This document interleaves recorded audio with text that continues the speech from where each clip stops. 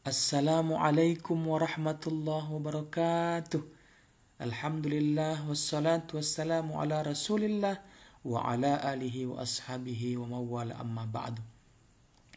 Bersyukur kita kepada Allah subhanahu wa ta'ala dengan mengucapkan Alhamdulillahirabbil alamin, karena pada hari ini kita masih dapat diberikan waktu untuk melaksanakan kegiatan belajar mengajar, walaupun pembelajaran kita dalam keadaan jauh, tidak bertatap muka, tapi kita tetap semangat.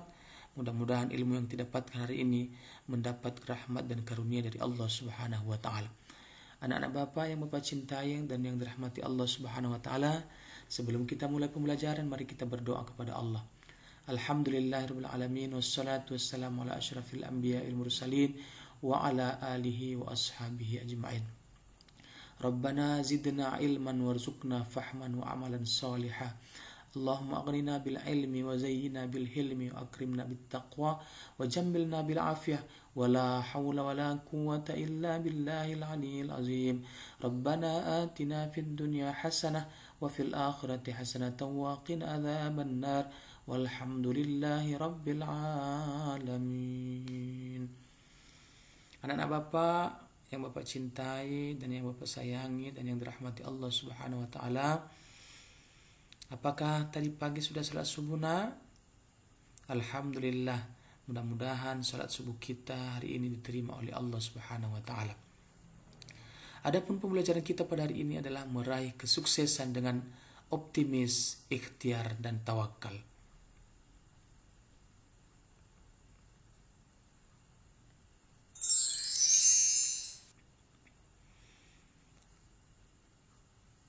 Anak Bapak yang dirahmati Allah subhanahu wa ta'ala, akhlak terpuji atau akhlakul karimah artinya segala macam perilaku atau perbuatan baik yang tampak dalam kehidupan sehari-hari. Istilah lain dari karimah adalah hasanah, thayyibah, khairah, karimah, mahmudah, azizah, dan albir. Keutamaan akhlak terpuji disebutkan dalam hadis yang diriwayatkan oleh Abu Dzar dari Nabi Muhammad sallallahu alaihi wasallam yang artinya, wahai Abu Dzar, maukah aku tunjukkan dua hal yang sangat ringan di punggung tetapi sangat berat di timbangan pada hari kiamat kelak? Maka Abu Dzar menjawab, apa itu ya Rasulullah? Maka Rasulullah sallallahu alaihi wasallam menjawab, hendaklah kamu melakukan akhlak terpuji dan banyak diam. Demi Allah yang tanganku berada di genggamannya, tidak ada makhluk lain yang dapat bersolek dengan dua hal tersebut. Hadis riwayat Baihaqi. Anak-anak Bapak yang dirahmati Allah subhanahu wa ta'ala, yang pertama adalah optimis. Apa itu optimis? Optimis adalah orang yang selalu berpengharapan baik dalam menghadapi segala hal atau persoalan. Seorang muslim dan muslimat yang optimis akan selalu berprasangka baik terhadap Allah subhanahu wa ta'ala dan akan selalu meningkatkan kualitas hidupnya. Kebalikan daripada optimis adalah pesimis. Dalam hidupnya tidak akan mengalami kemajuan karena dia khawatir akan memperoleh kekalahan sehingga dia tidak mau mencobanya. Dalil nakli tentang optimis adalah sesuai dengan hadis Rasulullah SAW. Di dalam hadis Qudsi, Allah berfirman, sesungguhnya Allah berkata, aku sesuai prasangka hambaku kepadaku dan aku bersamanya apabila ia memohon kepadaku. Hadis riwayat Muslim. Apapun yang terjadi, apapun kondisi saat ini, yakinlah itu yang terbaik bagi kita menurut Allah subhanahu wa ta'ala. Anak Bapak yang dirahmati Allah subhanahu wa ta'ala, adapun ciri-ciri optimis dan pesimis adalah sebagai berikut. Yang pertama, orang optimis, kegagalan adalah satu proses pembelajaran akan hasil yang lebih memuaskan. Sedangkan orang pesimis, kegagalan adalah satu bukti kalau itulah identitas dirinya. Ciri yang kedua adalah orang optimis suka keluar dari zona nyaman untuk menghadapi tantangan baru yang akan membuat satu kemajuan dalam dirinya. Sedangkan orang pesimis, zona nyaman sudah cukup. Tantangan hanya untuk orang yang tak berpikir panjang. Ciri yang ketiga, orang optimis dapat menginspirasi orang yang berada di sekitarnya, sedangkan orang pesimis hanya bisa iri dengan pencapaian orang lain. Ciri yang keempat, orang optimis menerima kritik yang dikatakan orang lain, sedangkan orang pesimis tidak menerima pandangan orang lain tentang dirinya. Ciri yang kelima, orang optimis percaya akan sebuah perubahan, sedangkan orang pesimis konstan adalah satu-satunya cara agar dunia tetap bergulir sebagaimana mestinya. Ciri yang keenam, orang optimis berani bermimpi dengan perencanaan untuk mewujudkannya, sedangkan orang pesimis jangan mimpi, jalani saja realita yang ada hari ini. Yang ketujuh, orang optimis masih banyak hal untuk dipelajari, sedangkan orang pesimis hanya belajar hal-hal yang mendukung usaha yang konstan. Dan ciri yang kedelapan, orang optimis bisa melihat hal baik dalam kejadian paling buruk sekalipun, sedangkan orang pesimis, sudahlah, hal buruk ya akan selamanya buruk, tidak ada aspek lainnya.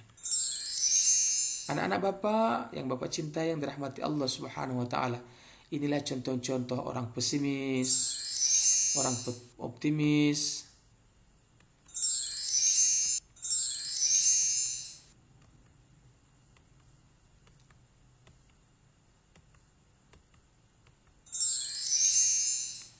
Optimiskah kamu pada hal ini? Pada saat ujian nasional,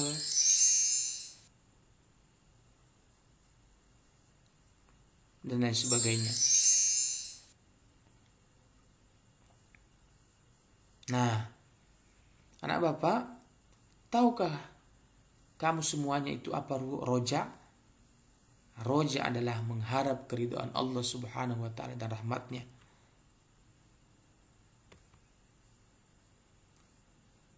Roja termasuk akhlakul karimah terhadap Allah Subhanahu wa taala yang manfaatnya mempertebal iman dan mendekatkan diri kepada Allah Subhanahu wa taala.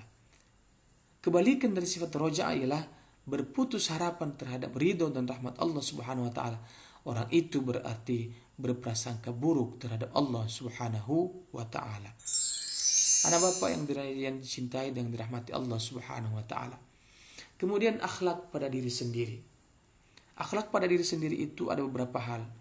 Yang pertama adalah ikhtiar, sabar, syukur, qanaah, dan terakhir tawakal kepada Allah Subhanahu wa taala.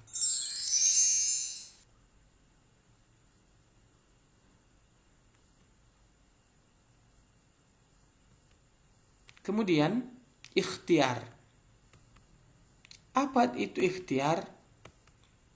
Ikhtiar menurut bahasa adalah memilih. Sedangkan ikhtiar menurut istilah melakukan suatu kegiatan dengan maksud untuk memperoleh suatu hasil yang dikehendaki.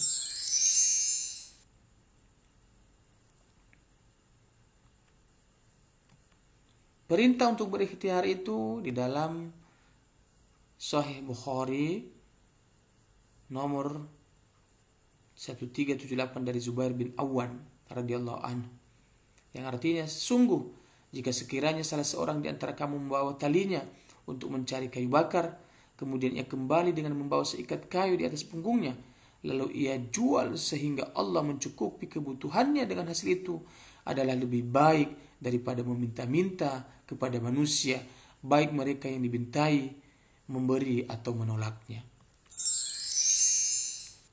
Anak-anak Bapak yang dirahmati Allah Subhanahu wa taala, bagaimana kita membiasakan diri untuk berikhtiar? Yang pertama, hendaklah giat dan bersemangat dalam melakukan suatu usaha. Tekun dalam melaksanakan suatu tugas yang diamanahkan kepadanya dan tidak putus asa apabila menghadapi kesulitan, serta memiliki semboyan bahwa kerja keras untuk mencukupi kebutuhan lebih mulia daripada meminta bantuan atau menunggu belas kasihan orang lain. Nah, ini ada game ikhtiar. Ini merangkaikan kata tapi dengan catatan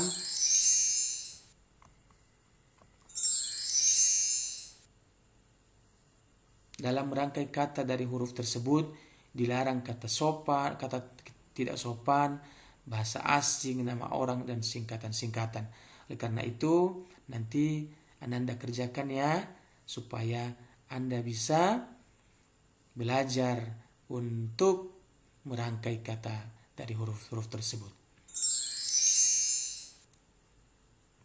Kemudian tawakal. Apa itu tawakal?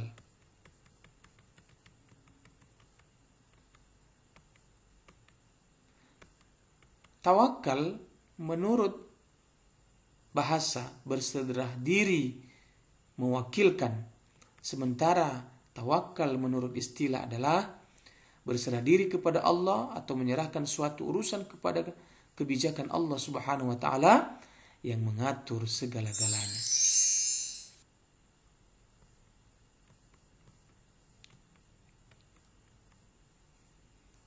Adapun perintah bertawakal kepada Allah Subhanahu wa taala di dalam Quran surat Al-Imran ayat 159. Bismillahirrahmanirrahim. فَإِذَا عَزَمْتَ فَتَوَكَّلْ عَلَى اللَّهِ إِنَّ اللَّهَ يُحِبُّ الْمُتَوَكِّلِينَ. Yang artinya, kemudian apabila engkau telah membulatkan tekad, maka bertawakallah kepada Allah. Sungguh Allah mencintai orang-orang yang bertawakal. Anak-anak Bapak yang dirahmati Allah dan dicintai oleh Allah Subhanahu wa taala. Adapun bentuk dan contoh tawakal itu adalah sebagai berikut. Ayah dan ibu Ahmad adalah petani kecil. Ia sangat mendambakan agar Ahmad kelak menjadi anak yang soleh, yang cerdas. Sebagai muslimin dan muslimat yang taat beragama, setiap hari mereka selalu berdoa dan tawakal kepada Allah, semoga keluarganya hidup tenteram di bawah ridho Allah Subhanahu wa taala. Nah, adapun dalil lain tentang tawakal itu adalah di dalam Quran surat At-Taubah ayat 51, nanti buka Al-Qur'annya dan dibaca, dan ini artinya, dan hanya kepada Allah orang-orang beriman harus bertawakal. Kemudian, ya Allah, hanya kepadamu aku berserah diri, hanya kepadamu aku beriman, hanya kepadamu aku bertawakal. Dalam hadis muttafaqun alaih. Kemudian jika kamu benar-benar bertawakal kepada Allah, pasti Allah akan memberikan rezeki kepadamu.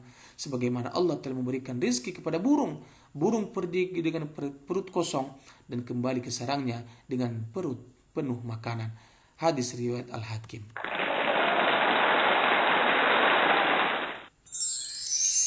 Anak-anak Bapak yang dirahmati Allah Subhanahu wa taala. Setelah kamu memahami tentang optimis, ikhtiar, dan tawakal, maka kita melanjutkan, yaitu pembahasan tentang memahami hukum bacaan qalqalah. Nah, nanti kamu lihat di halaman 138, yaitu tentang hukum bacaan qalqalah. Nah, huruf qalqalah itu ada 5. Qaf, to, dal, ba, jim, atau disingkat dengan baju di toko. Nah, qalqalah itu ada terbagi 2. Yang pertama qalqalah sugra atau disebut qalqalah kecil, dan qalqalah kubra atau qalqalah besar. Apa itu qalqalah huruf sugra? Huruf qalqalah sukun yang berada di tengah kalimat.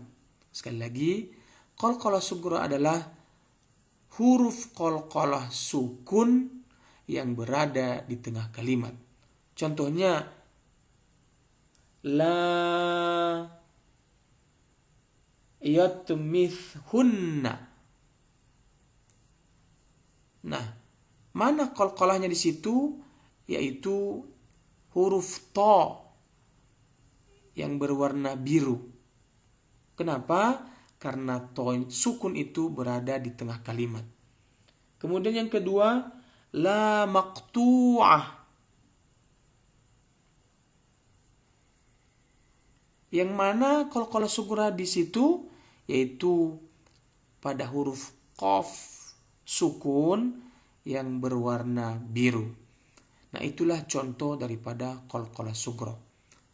Sedangkan qalqalah kubra yaitu huruf qalqalah sukun yang berada di akhir kalimat. Artinya adalah bahwa huruf qalqalah itu berada di akhir kalimat. Itu namanya qalqalah kubra. Contohnya, wal ghaniyul hamid. Nah, mana qalqalah kubronya di situ? Yaitu huruf dal di akhir kalimat. Anak-anak Bapak yang Bapak cintai dan yang Bapak sayangi. Nah, itulah penjelasan tentang memahami hukum bacaan qalqalah. Tapi untuk lebih jelasnya nanti silakan buka buku halaman 138 dan 139 untuk dibaca-baca agar kamu lebih jelas untuk memahaminya. Nah, itulah pembelajaran kita pada hari ini. Mudah-mudahan Allah Subhanahu wa taala memberikan kepada kita karunia dan keridhaannya. Semoga ilmu yang kita dapatkan hari ini mendapat pahala di sisi Allah Subhanahu wa taala. Demikian, marilah kita tutup dengan mengucapkan alhamdulillahirabbil alamin. Wassalamualaikum warahmatullahi wabarakatuh.